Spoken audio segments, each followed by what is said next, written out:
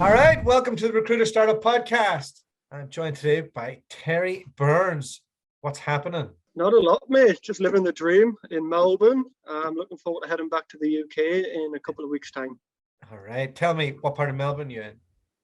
I am in Albion, which is a little suburb in the west part of Sunshine. I spent, as every backpacker does, I headed straight to St Kilda. Had a couple of years in St Kilda, then went to Richmond. Life got serious with a fiance and moved to the suburbs. Let's go back to the fun stuff. I don't know how much I can share. I've got the family listening to this. Oh no! All right. So we land in St Kilda. Are we doing a proper job at the same time as being in a backpackers, or what's happening there? No, well, it was funny, right? Because I've always wanted to come to Australia. It wasn't one of these things where I thought I'll come on a working holiday. I'll go on the piss up for the next 12 months. I knew as soon as I got here, within a week, that I wanted to stay here. And even back in the UK, I was applying for real estate jobs and all sorts before I'd even got here, trying to get sponsored straight away. So I got here, I traveled for 6 weeks, done the East Coast, bought a car, lived that life, came back to Melbourne, went into construction. Let me take you back a step, because you're skipping over good stuff here. East Coast, bought a car, lived that life. What does that mean? Like, what is that life? Well, look, you can read into that what you want, but there's a lot of drinking involved, a lot of nightlife involved, and take from that what you will. Yeah. And what age were you at that stage? 26, 27. Yeah. I went to Australia around the same age. Melbourne's a good age, I think. It's a good age to, obviously, when I was younger, I love Australia's a different story. Yeah. But I think when you're 26, you're probably at the right age to come and do it. Yeah, because you don't necessarily want to chase the night as you did when you were a bit younger. You still kind of do, but you also know on the horizon, I don't want to be the oldest guy in the nightclub or the oldest guy at the bar. I want to kind of make something. And I remember being in Melbourne and just people there really interested. Like, there's a lot of like people from all over the world, real alternative. Yeah. And I lived in Sydney Road. So when you go Brunswick. From fair enough. Proper hipster town. Listen, I could go into a few stories that'll get me Joe Rogan off the recruitment there pretty quick. And I always remember going down. I got a bike or something. I remember going down from that into the city and just getting to see the whole city and going through the different neighborhoods and how like each neighborhood's really distinctive in Melbourne, and the people are, and it's great. So how long did it take you before you turned into a complete hipster? No, I stayed away from that. I'm still tracksuit bottoms and t-shirts every day. I'm staying strong in Newcastle. Yeah, good on you. Okay, so you got a recruitment job in Melbourne. How did that happen? So, interesting story, really. I applied for a sales job. A recruiter rang us. Yeah. Typical sort of story where the recruiter was like, "Oh, you'd be a great recruiter, blah, blah, blah, blah." So when I met up with them, learned more about recruitment, went and interviewed at the big guys, Walters, Page, and who's the other Robert Half. Interviewed those guys, and then a rec direct, one of your lot, rang us and put us into Zach Group. Went into Zach Group. Zach Group was a small agency, like 6 people. When I met the founders then, that was more my style, my culture. I'm not the corporate sort of guy, which you probably already know. Yeah, couldn't get sponsored. When I go back to myself at that stage, I would have been the same. You know, like I wasn't a corporate guy either, but I chose the corporate route because I was like, surely this is gonna be the way to go. Do you think you missed out on anything by going down working for a smaller firm rather than choosing one of the bigger ones? Yes, potentially, because my place, as much as I loved it, and I absolutely loved the place where I worked at Group, but there wasn't much training. Like, my second day was stop being a little bitch and pick up the phone. So on my second day, I was just ringing people non-stop and didn't have a clue what I was doing. And I just picked it up myself eventually. And then probably 2 years into me being at Zach Group, we brought a guy across from the UK to be a GM who was on James Caan's sort of acceleration program and done a lot of stuff in the UK. And he came in and started putting a lot of processes and a lot of training in place. And I was like, holy crap, I don't know any of this. I've just been winging it for the last couple of years, and it worked. Don't get us wrong, I was doing really well, but since he came in, I picked up a lot, which obviously at Hayes and Walters and Harfield and all that sort of stuff. But I just, when I was interviewing with them, they were showing us the watches, telling us about the paychecks, and like, I know, right? I can't be asked to work with these people. Yeah. I didn't. I suppose I didn't really get the watches or any of that. I worked for Walters in Perth, and the director was some salesman. He could just, he could just. So he would see me coming off a farm picking beans. I was kind of into personal. I was kind of had this thing. I thought I might have done a bit of personal training at the time. I was like kind of just in that don't know what I'm going to do with the rest of my life type stage. Recruitment. And recruitment will open their arms to you. That's the industry. That's what everybody's in recruitment. Don't know what you're going to do. Did a degree that's not going to get you anywhere. We've got you in recruitment. So, and I just remember I remember sitting in front of him, and he looked at my resume, and he just like teared it up, and he goes, "Let's start from just this point." And I had a few offers I think one was from Hayes. Maybe I had another one as well. But he had me at that point. Had just somebody who could just sit in front of me, tear up my resume, through it, and just focused in on the here and the now. And I went into that room, and everybody was pretty cool, but it was very hard. The first 3 months were like, you know, I'm very grateful for it now as a business owner, because I know how everything should be structured in the right way, and I got drilled. And I think I got drilled way harder than most people, just given. Was this a Page? No, Walters. Walters, right. Okay, yeah. I had a lady called Jodie Gillespie, and she was my manager, and she ran it like the cleanest ship you'd ever see. And really? It was every day was like getting world-class training of a perfectionist. And I am the opposite. I'm like you. I'm like, let's make a deal. How do we make it? System? What system? I don't do admin, you know? So the problem with people like me is you can't put them into like middle management positions, and probably yourself as well, right? Because the administration tasks are really key in that.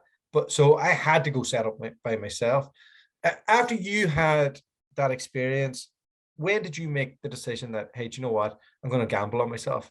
So I started Kloud Partners during the pandemic, and it was for a few reasons. The main reason was I knew as soon as I'd done recruitment for a year that, you know, you need a laptop, a phone, and a bit of confidence to do this job. It's not rocket science, it's pretty straightforward. And then the second thing, really through the pandemic, we went down, and this is no slight to the company, because every company done it, well, most companies done it, dropped the salaries down, as it was fucking tough in 2020. But I was working more hours than I've ever worked, because I lived and breathed the company. I loved them. So I was doing everything I could to get deals done. I was getting deals done. I was doing well. And then it got to sort of September time. I was like, you know what it is? If there's ever a time to go and do it, now's the time to go and do it. I'd love to say I expected the market to pick back up in 2021, but I didn't have a clue. So it was more of a case of, I learned a lot from the guy I mentioned, Matt, about processes and actually how to run things a little bit better instead of being a bit of a cowboy. And thought, you know what it is? I'll give it a crack for 6 months and see what happens. If anything, I can go back into recruitment again. I can work for somebody, but yeah. How early in your journey did you come on the mastermind? Into Kloud Partners journey. Yeah.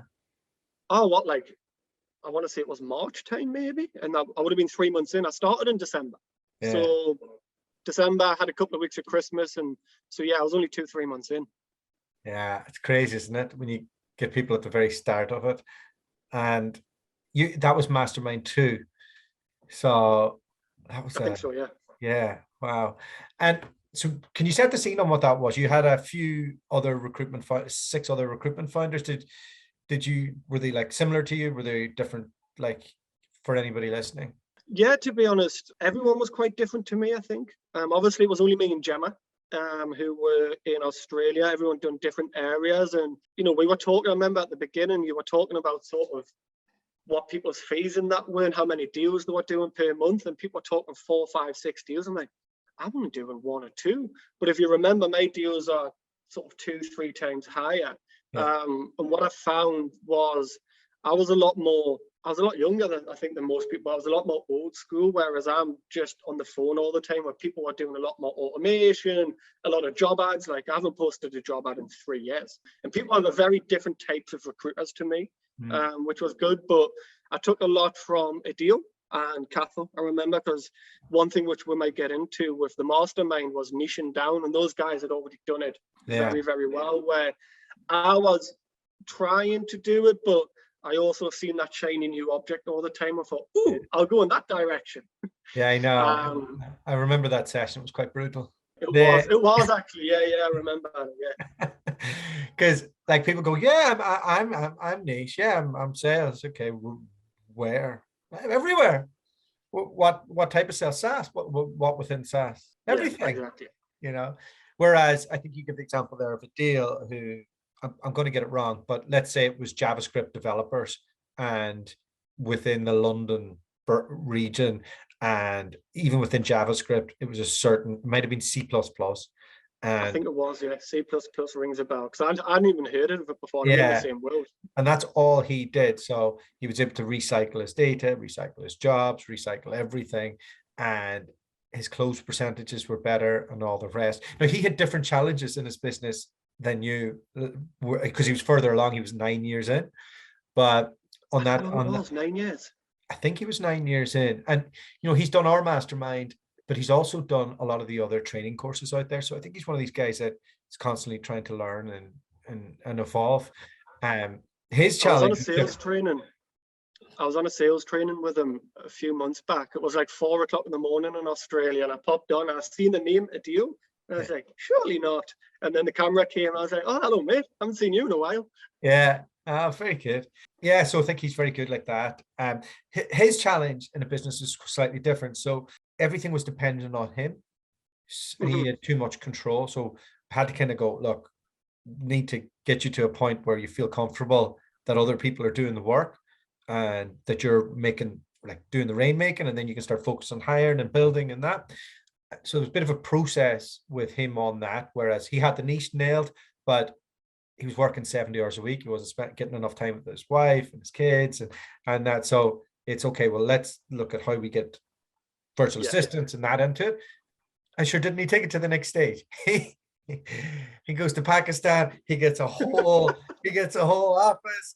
Like he's now going to start selling that as a service, and like it's good to see the evolution of when you put an idea into somebody's head and you go, get this. But he's obviously very capable. So he intelligent guy as well. Come across very intelligent, Adil.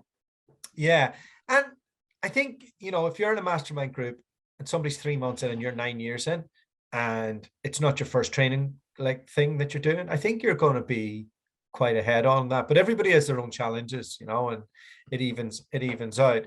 I think one of your highlights probably was Rich Rosen, right? I remember you being like my idol. Yeah, your hero, Rich Rosen. What is it? Honestly, I've never loved a guy so much in my life. He's brilliant, man. He really is. So look, that was the standout. If you remember back, I must have asked him about 100 questions. And he nailed every answer. He nailed every answer. And it was the beauty of it all. It's just so simple. Do you know what I mean? And I try and implement his whole strategy. I'm not 100 calls a day guy, like 30, 40 maybe, but I try and implement everything he does because, he's in the same space as me, and it's clearly working for him. But yeah, he was absolutely brilliant. Really good. Yeah. Like if I was to change his system, it would be because I don't love recruitment as much as him. So I couldn't, like when he was like, what would you do differently? I was like, how much do you love this bit? Love it. I was like, I wouldn't change it then. But I'm the same. Yeah, I know you are, right? But even the coordination, do you love like setting up interviews and doing that? No, that's why I've had my fiance.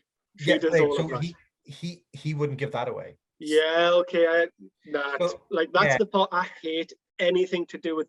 candidate prep, like I'll write the prep, but I've got my fiance now sort of on board, and she's going to do all of that stuff. But what I love the recruitment side of it, as in speaking to candidates, doing BD, but the other stuff, it's a pain in the arse for me. So he'll tell you that there's magic in setting up the interview, because that's where he gets a little bit more knowledge on closing the deal.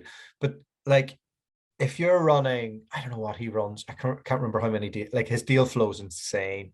I think he's obviously one in a million that's able to like work all the time and enjoy it and be happy with it. And that's like, he's watching the game in the evening and he's doing his sourcing lists. He's dropping them into like Outplay. And then if that goes off to like somebody doing a bit of data for him, and then the next day he has his regimented calling on it. Now, I like to put stuff down in the evenings now and be like, oh, okay, now I'll focus in on the kids. He has older kids, so it's hard to compare. But I'm just lazier. Like, that's what it boils down to. Like, I just don't love work enough to be doing it all the time. And see, I do a lot of sourcing on my nighttime, Netflix on in the background, just the laptop on my knee, and I'll come into the office a bit, right, Rich Rosen Day, and I'll come in and I'll hammer it for 4 days, and then I guess like the Friday, and I'm exhausted. Do you know what I mean? It's hard work keeping up that level all the time. I don't know how he does it, but I'm the same. Look, I do a lot of my sourcing on the night times, but I'll have days, like I say, I'll have 2 or 3 days where I smash it really hard, and then the 4th day I'm like, yeah, I'll do a bit of time sourcing. Do you think you'll still do it in 30 years' time? Do you think you'll still 100%. Be doing it? You'll still be Rich Rosen in 30 years' time? Yeah, I honestly, I had a bit of a moment last year where I'd set myself a revenue goal to hit by the end of the year, and I'd done it by sort of 7 months in, and then I got to the point and I was like, what's the point now? And I kind of had to sit down without being too cliche. I was like, well, what do I do this for? And I worked out, I just love it. I absolutely love everything about it. Even the highs and the lows. Yeah. I love about it. You're one of the only people we've coached that loves it. Rich Rosen loves it. Yeah. Everybody else, I think, is a means to an end. Nah, it's not for me. Like, I don't have any reason to have bunches of money. I don't have a lavish lifestyle. I go for a couple of pints on the weekend and still shop at Cotton On and Kmart in Australia. So I don't really have that big of a lifestyle. I just love recruitment. Do you love it more than building a business? Yeah, I don't want to build a big business. It's not in my interest whatsoever. So I was talking to you yesterday. I was talking to a guy called Maren and Stefan. Hilarious. I'll release it today. But he was talking to him about like the 3 examples. So, you have your traditional UK scalable model where they get out of the business quick, and they have directors in and they have rookies in. And then you have your Joe Mullings, which is like executive search, Christmas tree, and then that builds it out. Yeah, amazing, right? And then you have your Rich Rosens. And I think they're the 3 brackets that people fall into. Yeah, 100%. And have you met many other that are mad into it the way that you are, either like from doing the mastermind or speaking to founders? Or Rob Wills is a bit like it. He's been on our mastermind. He absolutely loves it, but he's getting to a point now where he's starting to hire and get people in. Maybe my old place, Zach, we had 2 directors, V and Colin. Colin I became really close friends with because I recruited the same as he was. It was just pick up the phone, go hard every single day. He had never wanted to coach, never wanted to manage people. That was sort of V. So he liked coaching and developing people, but not having people report to him. So he was the only one, but I had my engagement party a few weeks ago and he came along. So I was chatting to him. He's like, I'm tired now. He's been doing it for like 10 years. So he's now wanting to go into that more strategy side of things where, look, I'm only 4 years in, but in the near future, at least, I've got no intentions of ever changing what I'm doing. But outside of that, I don't think I've ever met anyone who prefers to just do it the way I'm doing. Like, a couple of people I know have set up themselves, but they immediately want to get effectively off the phone as soon as they can. Whereas I'm the opposite. I want to get back onto the phone and not manage anybody. And I've got a couple of friends who they want to now sort of take the foot off the gas, not the foot off the gas, but take a step back and have Billas in the business where they can coach and mentor them and sort of sit behind a spreadsheet effectively.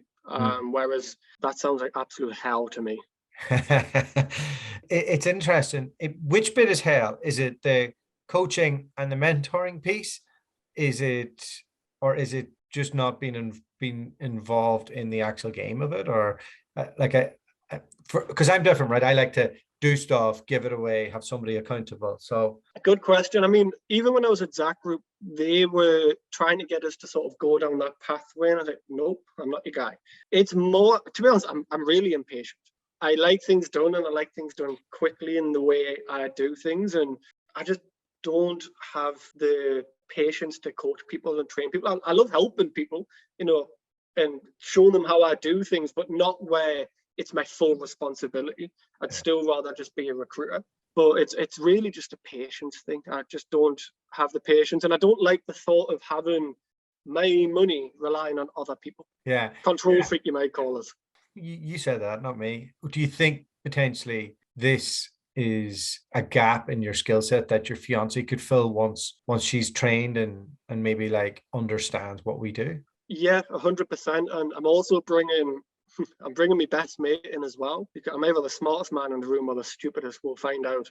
Yeah. But he's a lot more. He would be a lot more of a manager than what I would be. And I'm not precious. Do you know what I mean? If my fiance and my mate who come in and they can build this partnership up where they can scale the business, then credit to them. They can crack on. But for me, so you are starting to put the stepping stones in to mitigate your uselessness. Like that's the yes. When I say uselessness, I mean I have the same thing. I know what you mean. Like I'm uselessness. Yeah, uselessness. I'm rubbish at all that. But hey, I can build and I can get people to join and I can like create things, but I can't administer them well. And if I do try that, then the billings go down. So it's tricky, right? You need to have. Yeah, and look, I've thought about, well, maybe this time next year I'll open an office in Japan, maybe, and go down different avenues, which kind of contradicts what I'm saying, but I'd have to be 100% sure that I've hired the right person where I can just say, you do it the way you want to do it. You're under the Kloud Partners thingy brand. So it's not like I don't want other people to come into the business. I do, but I just don't want to manage. Yeah, but then if your friend and your missus has that in their locker, like do you think that eventually, all going well, he manages a team and she does operations and make sure that everything's systemized? Is that the vision? Well, the vision was really to build a small pod in Australia of maybe 5 or 6, and have my fiance and my mate sort of take that on themselves, then go to Japan, then to the US, and then potentially the UK or even Ireland, to be honest, because the tech's going crazy there. But wherever it is. But again, there's no idea to get the business to sort of 40, 50 people. It'll just be small teams in each region. And I don't want any huge involvement in it, really. I do want to get involved with it, but the actual day-to-day management of it, not for me. I think you'll find it hard running an Australian, UK, Irish business. The hard thing, I've rarely seen it work so like in the UK, people are brilliant at going to America and the time zones are just about manageable.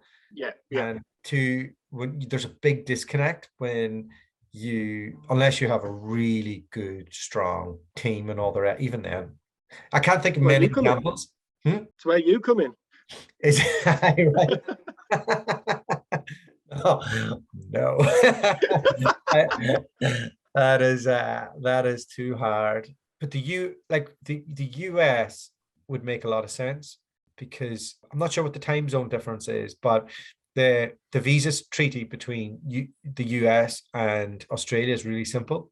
So if you train somebody in Australia and they have a degree, you can get them over to your US entity super easy.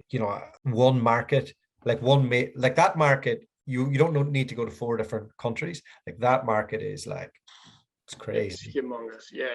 And look, it's more of a pipe dream at this, and it's not even a pipe dream. It's more of just what could happen in the future. For now, it's get the two people into this business, hit the revenue goal I want to do in the next 12 months, and then see what happens after that. Yeah, no, and that's fair. That's fair. I'm a great man for a pipe dream as well. I want a Wolf of Wall Street office. That's what I want. That would be awesome. The closest I've seen that is Faden International in New York. You walk in there. I've heard of those guys. Have you had them on? You had them on a long time ago. Big business, US, nailed it. But you go into the office and it's like they've really done it in New York. Because you go into most of others in New York, right? And you think online they're going to be massive, and you go in, there's like 6 of them, and they're like all having coffees and it's a bit relaxed. But Yeah, I went in there and I was like, oh right, we're the real deal. Interesting. Like a 80s recruitment office or something. Yeah. Everyone's like a yellow pages in front of them. Where do you think that you've seen the best recruiters? A lot of people say people from the UK and Ireland, obviously, but also you've dealt with recruiters across everywhere. What have you got an answer to sort of where the best recruiters are? I think it's really hard to define that, you know. I always think that regional UK is pretty good. So if you're in London and you're at one of the big shops, you're probably a bit of a major accounts person. So I'm always a wee bit skeptical. But say if you're in Birmingham or some other shithole, Newcastle, where competition's intense, there's a lot of SME recruitment happening. So you have to actually go out and build relationships and do it, but you have to do it aggressively in the most competitive market, which is the UK. If you're well trained at a decent shop in that, because it's all about the training, really. I would say regional UK. Ireland, not so much. Like they travel well, or they're good if they're in Australia or wherever. But in Dublin, they tend to not do too much BD, in my experience. Oh, really? Oh, really? When you drill down, because it's a small enough study, say it's tech recruitment. So there's 8 main players, same as finance, 8 main players. They have all the relationships. So while they think they're doing BD, they go in and the founder's able to go, this person runs this person runs this. Go give them a call, go have a meeting. And Perth was a bit like that as well. I thought I was doing business development. And really, it was Jody who was like, call this person, do this, call this person, do that. Yeah, okay. I was actioning it and I was doing what I was told and all the rest. And then after a period of time, I did build up my own thing, but a lot was handed. So that's a long way of answering, I think, regional UK. But I think training in UK companies is the best when it comes to 360 and being able to get up to the next stage and to be able to build teams and all of that. But it's a tough one. The States has the best independent recruiters. So like your Rich Rosens of the world. But you tend to find there are a lot of lone wolves, or they're not good at bringing rookies through. So it's the UK business can get somebody up to from 0 to billing in 3 months with intense training and processes and systems, whereas these guys are veterans and they're the most impressive. Like absolutely, exec search guys in the US are amazing, but they're their own business. So yeah. Mm-hmm. No, fair enough. Look, I'm part of it's like a training thing called Next Level Exchange in the US. I don't know if you've heard of it. Are you cheating on me? Nah. I was part of this before you, so I'm technically cheating on them.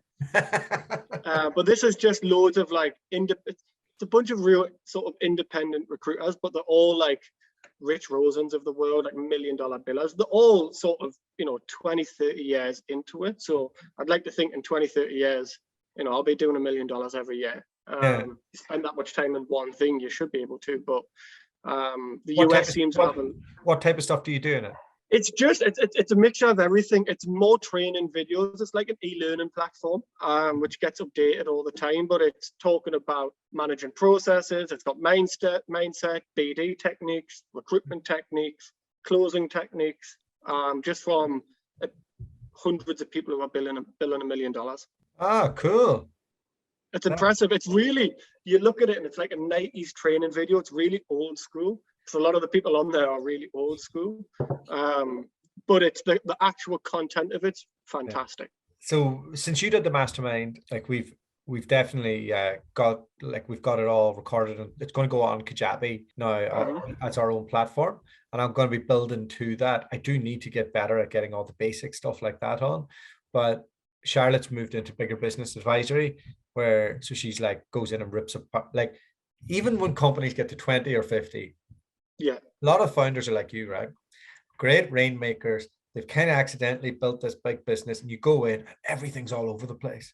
So she's doing operational advisory, and I've had a couple of pitch calls with some of these $1 million billers about their business, you know. So I'm like, look, tell me where you want to get to. I want to do this, I want to do that. Great, okay, I can help you get there. But operationally, like, they're still doing what you're doing, like they're controlling everything. They haven't been able to bring in and keep anybody.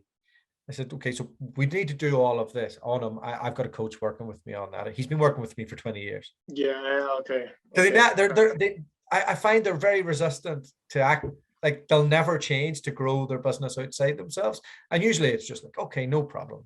Like, see you later. Yeah, well, I think people, you know, the ego gets in the way as well a lot of the time. If they're doing $1 million every year, then why change it? But they're going to get to a point, you know, like even the mastermind for me, and a lot of the stuff I took from it is like, I know for a fact I'll work like a dog for the next 7-8 months, but it will get towards the end of the year and I'll be burnt out. So what I've implemented now, no Loxo, no party, a lot of the Loxo stuff. Shout out to Loxo. Shout out to Loxo. Honestly, I absolutely love it. But that sort of stuff helps, bringing my fiance in, so I don't have to do these 60-70 hour weeks anymore and work a normal lifestyle, but still make a lot of money at the same time. What you need to do now before your fiance gets rid of you, right? Because you've given her the ops, right? Which is full on, especially if you want to get it really good as you grow. You need to get a VA sitting under her doing the stuff that she's like done brilliantly, and then having a good instruction manual. So then she can then focus on, maybe it's marketing she looks at next in the business. And then you get a VA to like help with the administration with that, or it might be the same VA, and your business slowly gets systemized and she doesn't get burnt out, because that as your business grows, her job's going to be super tough. So you just have to like I remember with Charlotte, she hated me. And I was like, I've got an idea, and she'd be doing it, and I go, I have another idea. And now, like, now we have a whole vetting process to like keep my madness in check.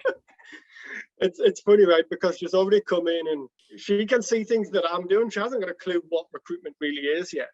She came from the banking space, and she'll be looking at things like, well, why do you do it that way? I'm like, I don't know, to be honest. That's the way it works. And I know you should do it this way. And I was like, nah, you don't know what you're talking about. I'll do it my way. But it is. When I actually sit down and think about it, I say, nah, that is a lot quicker and a lot smoother. Yeah. All right, Terry. So thanks very much for coming on. Thanks very much for doing the mastermind. Great to get to know you. And if we have this conversation in a year's time, what are we looking at? A couple of billers under you? Maybe just one biller, nice and easy. One biller. Monica fully ramped up my fiance and having a conversation about finding people in Japan for us. Good man. All right. Sayonara then. Appreciate it. Thanks a lot, mate. Cheers. Bye.